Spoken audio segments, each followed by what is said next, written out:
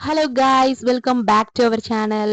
இன்னைக்கு நம்மளோட சேனல்ல நம்ம பார்க்க போறது 2024ல மெல்பர்ன்ல நடந்த கிறிஸ்மஸ் கார்னிவல் பத்தி தான் பார்க்க போறோம். அங்க எங்களோட எக்ஸ்பீரியன்ஸ் எப்படி இருந்தது அப்படிங்கிறத ஷேர் பண்ண போறேன்.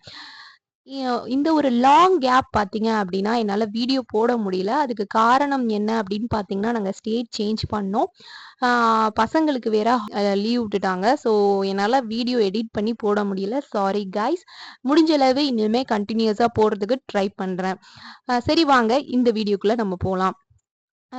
இங்கேருந்து நம்ம மெல்பர்ன் சிட்டியில தான் வந்து இந்த ஃபெஸ்டிவல் வச்சுருந்தாங்க. இங்கே பார்த்தீங்க அப்படின்னா ஒரு 8 ரைட்ஸ் இருந்தது. எல்லா ரைட்ஸுக்கும் நம்ம தனித்தனியா பே பண்ணி நம்ம டோக்கன் வாங்கிக்கலாம். நம்ம ஊர்லயே மாதிரி தான். அப்படி இல்ல அப்படின்னா மொத்தமா பே பண்ணி எல்லா ரைட்ஸுக்கும் $100 கேட்டாங்க. பே பண்ணி எல்லாமே ரைட் போகலாம்.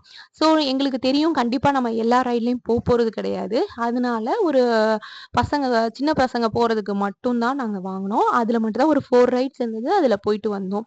பசங்க ரொம்பவே என்ஜாய் பண்ணாங்கன்னு சொல்லலாம். கொஞ்சம் நம்மளுக்கு அந்த அளவுக்கு நம்ம ஃபெஸ்டிவல் அப்படின்னு சொன்னோம்னாலே பெரும்பாலும் வந்து எனக்கு நம்ம ஊர் தான் ஞாபகம் வரும். ஏன்னா திருவிழான்னு வந்தாலே அது நம்ம ஊர் தான் அப்படிங்கிற மாதிரி என் மைண்டு செட் ஆயிடுச்சு. அவங்களுக்கு அது ஒரு என்டர்டைன்மெண்ட்டா கண்டிப்பா இருந்திருக்கும் மற்றவங்களுக்குலாம். எனக்குமே ஒரு 5 இயர்ஸ் ஆயிடுச்சு இந்த மாதிரி விஷயங்கள்லாம் பார்த்து. ஸோ எனக்குமே கொஞ்சம் போகும்போது எக்ஸைட்டடாக தான் இருந்தது. அதுக்கப்புறம் பார்த்தீங்க அப்படின்னா திருவிழான்னு போனோம்னாலே நம்ம ஃபர்ஸ்ட் என்ன மாதிரி ஆளுங்கள்லாம் சர்ச் பண்றது எங்க சாப்பிட்றது கிடைக்கும்னு தான் பார்ப்போம். அப்படி பார்க்கும்போது எனக்கு கண்ணில் பட்டது ஒரே ஒரு கடை தான். அந்த ஒரே ஒரு கடையில மட்டும்தான் வச்சிருந்தாங்க பஞ்சு மிட்டாய். திருவிழால பஞ்சு மிட்டாய் சாப்பிட்றது ஒரு காமனான விஷயம் தான். ஆனா நம்ம ஊர்ல ₹5க்கும் ₹10க்கும் நான் வந்து ஸ்கூல் படிக்கும்போது வாங்கி சாப்பிட்டேன். இப்ப எவ்வளோன்னு எனக்கு தெரியல. ஆனா இங்க பார்த்தீங்க அப்படின்னா $10 ஸ்டிக்ல வச்சிருக்கிறது $10ன்னு சொன்னாங்க. சரி, பக்கெட்ல இருக்கிறது எவ்வளோன்னா அதுவும் $10ன்னு சொன்னாங்க. அடுத்தது $20க்கு பிக் பக்கெட்டுன்னு சொன்னாங்க. நான் யோசிச்சு பார்த்தேன், ஸ்டிக்ல வாங்கினா கண்டிப்பா நம்ம பசங்க நமக்கு கொடுக்க மாட்டாங்க அப்படின்னு சொல்லிட்டு, எதுக்கு ஸ்டிக்ல வாங்கணும்? எல்லாரும் தனித்தனியா வாங்குறதுக்கு பக்கெட்ல வாங்கினா வேணும்னா சாப்பிட்டுக்கலாம். இல்லைன்னா நம்ம அப்படியே பேக் பண்ணிட்டு போயிடலாம் அப்படின்னு நான் நினைச்சேன். கடைசியில என்ன ஆயிடுச்சு அப்படின்னா, அந்த பக்கெட்டு தான் $10க்கு மிச்சமே தவிர, அதுல பஞ்சு மிட்டாய் வந்து அவங்க 2 பேருக்கே அது பத்தல.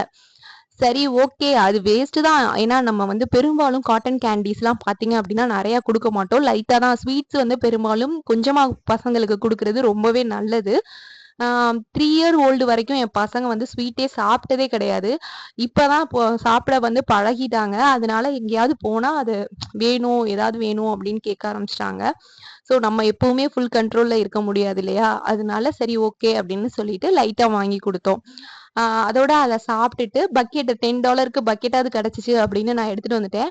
அந்த $10 பார்த்தீங்க அப்படின்னா நம்ம ஊர் அமௌண்ட்டுக்கு ₹500 வரும். கம்பேர் பண்ணோம்னா நம்மளால எதுவுமே வாங்கி சாப்பிட முடியாது ஃபாரின்ல. அதுதான் ஆக்சுவலா உண்மை. ஸோ கிடைச்ச வரைக்கும் சரி அப்படின்னு சொல்லி சாப்பிட்டுட்டு அங்கிருந்து அப்படியே கிளம்பி வந்துட்டு நாங்க வீட்டுக்கு கிளம்பிட்டோம். இது போனது வந்து வொர்த்தா அப்படின்னு கேட்டீங்கன்னா, கண்டிப்பா சின்ன பசங்க இருக்காங்க அப்படின்னா, அங்க கூட்டிட்டு போங்க. இங்க ஆஸ்திரேலியால இருக்கவங்கள நான் சொல்றேன். ஏன்னா நம்ம ஊர்ல வந்து திருவிழாலாம் பயங்கரமா இருக்கும். அந்த அளவு நம்ம எவ்வளோ அளவுக்கு இங்க இல்ல அப்படின்னாலும், ஆ பசங்களுக்கு வந்து ஒரு மைண்ட் சேஞ்ச் பண்றதுக்கும், நம்மளுக்குமே ஒரு ரிலாக்ஸ் பண்றதுக்கு ஒரு பெஸ்ட்டான இடமா தான் இருக்கும். அதுவும் பர்ட்டிகுலரா வந்து நம்ம நைட் டைம் வந்தா ரொம்பவே நல்லா இருந்திருக்கும் அப்படின்னு சொன்னாங்க.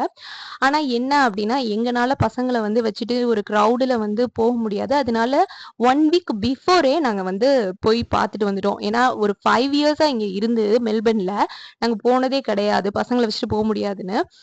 இந்த லாஸ்ட் இயர் 2024ல தான் வந்து சரி என்ன இருக்கு டீச்சரே சொல்றாங்களே அப்படின்னு சொல்லிட்டு போய் பார்க்கலாம் அப்படின்ட்டு போனது. ஸோ போனதுக்கு பசங்க கொஞ்சம் என்ஜாய் பண்ணாங்க. அதோட ரொம்பவே ஹாப்பி ஆயிருச்சு. அதோட வீடும் வந்து சேர்ந்தாச்சு. 2025ல ஸ்டார்ட்டிங் வந்து ஒரு ஃபெஸ்டிவலோட ஆரம்பிக்கலாம் அப்படின்னு சொல்லிட்டு தான் இந்த வீடியோ நான் போஸ்ட் பண்றேன். தேங்க் யூ ஃபார் வாட்சிங் this video guys. Take care. Bye.